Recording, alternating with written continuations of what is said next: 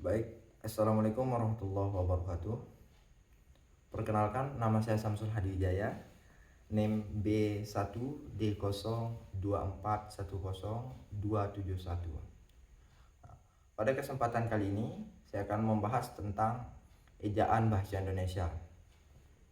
Ejaan adalah sistem aturan yang mengatur cara penulisan kata dan penggunaan tanda baca dalam suatu bahasa dengan tujuan untuk memastikan konsistensi dan kejelasan dalam komunikasi tertulis. Dalam konteks bahasa Indonesia, ejaan merupakan kaidah yang menetapkan bagaimana kata harus ditulis, termasuk dalam hal pemakaian huruf, tanda baca, dan pemisahan kata, sehingga memudahkan pemahaman. Penulisan huruf. Huruf besar, awal kalimat, setiap kalimat diawali dengan huruf besar, seperti nama orang, tempat, dan lembaga.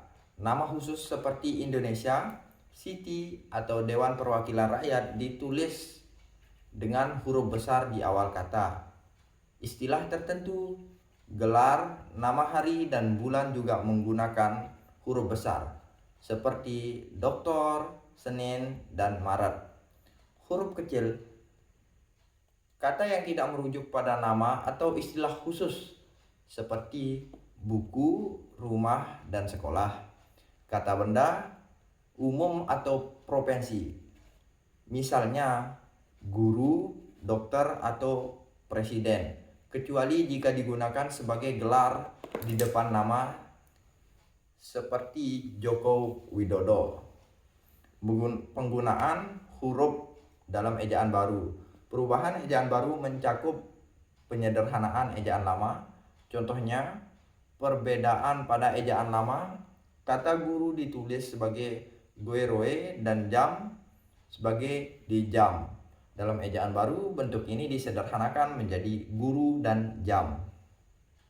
Penulisan kata. Ada beberapa jenis penulisan kata, yaitu kata baku dan tidak baku, penggabungan kata, dan kata serapan. Nah, kata baku adalah kata yang penulisannya sesuai dengan kaidah bahasa Indonesia. Biasanya digunakan dalam konteks resmi. Contohnya, praktik bukan praktek. Kata tidak baku adalah kata yang tidak mengikuti aturan baku, sering muncul dalam bahasa sehari-hari atau percakapan informal. Contohnya, karena bukan karena.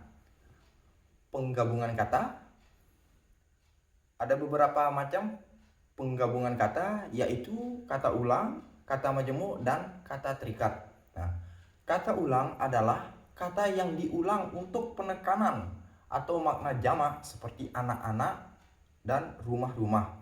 Kata majemuk adalah gabungan kata yang membentuk arti baru, bisa ditulis terpisah atau bergabung.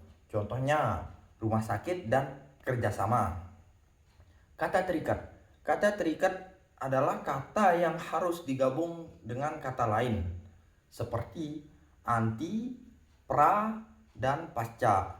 Contohnya, antibiotik dan prasejarah. Kata serapan.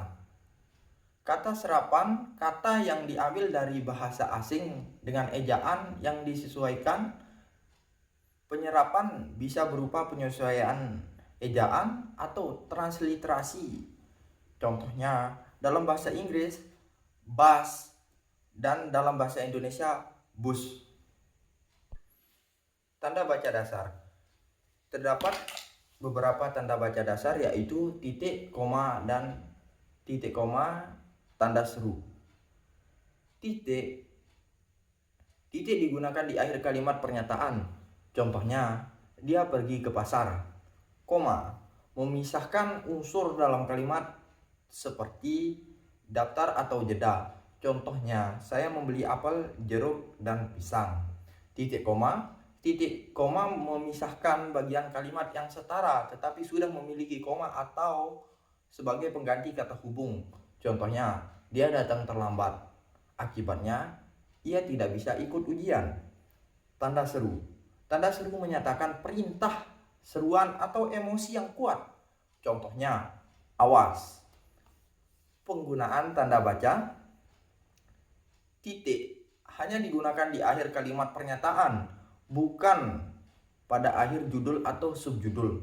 Koma digunakan dalam daftar setelah kata seru dalam kalimat dan memisahkan anak kalimat. Titik koma menyambung kalimat setara tanpa kata hubung.